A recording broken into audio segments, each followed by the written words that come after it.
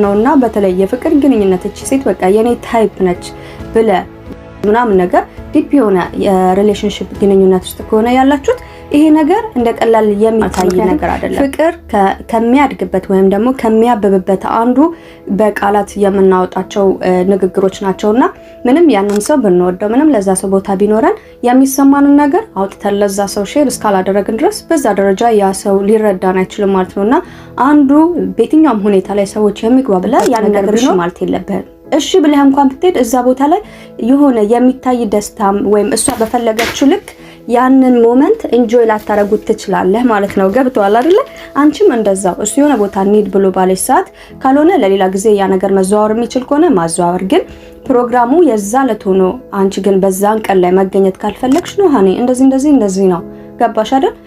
ባይሆን አንተ ሂድ እኔ ግን እንደዚህ ነው በቃ ፍላጎትሽ ካልሆነ ማለት ነው። ስሜትሽ በተለያየ መንገድ የተለያየ ሁኔታ ላይ ሆነሽ ሊሆን ይችላል ማለት ነውና እንኳን ብትል ያ ደስታ እውነት አይመጣም ማለት ነውና እዚሁ ልግራ መጋባት ውስጥ ከመገቡ ከቤታችሁ ሆናችሁ አንድ አይነት ሙድ ላይ ካልሆናችሁ ያ ነገር መቅረት ካለበት መቅረት ይኖርበታል። አይ አንዳችሁ ደግሞ መገኘት የሚያስፈልግበት ጉዳይ ከሆነ አንዳችሁ መሄድ ይኖርባችኋል ማለት ነውና ይሄ ትክክለኛ ስሜትን የመግለጽ መንገድ ነው ማለት ነውና ደግሞ አንቺ አለ አይደለ ወይ ሙድሽ አይደለ ምናምን ነገር ሐሳቡን ግን አግኝታችሁታል ብዬ አስባለሁ ማለት ነውና ሁለተኛውንም ሐሳብ ብንጠቀመው ለፍቅራችን ማደግ ወይም የበለጠ ለመጣጣም የሚረዳን ነጥብ ነው ማለት ነው።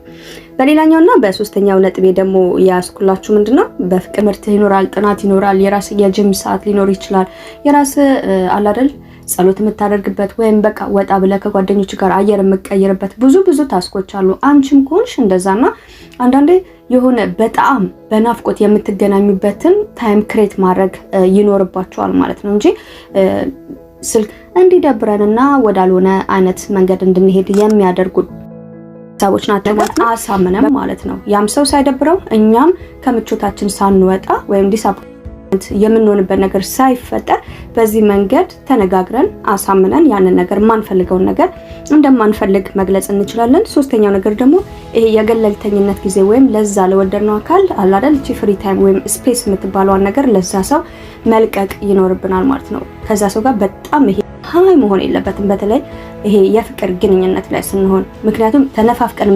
የምንገናኝበት ሰዓት ከሌለ በዛ ደረጃ የመጣጣም ፍላጎታችን እየቀነሰ ወይም ደግሞ ጉጉቱ ምናምን ነገር ይቀንሳል ማለት ነው።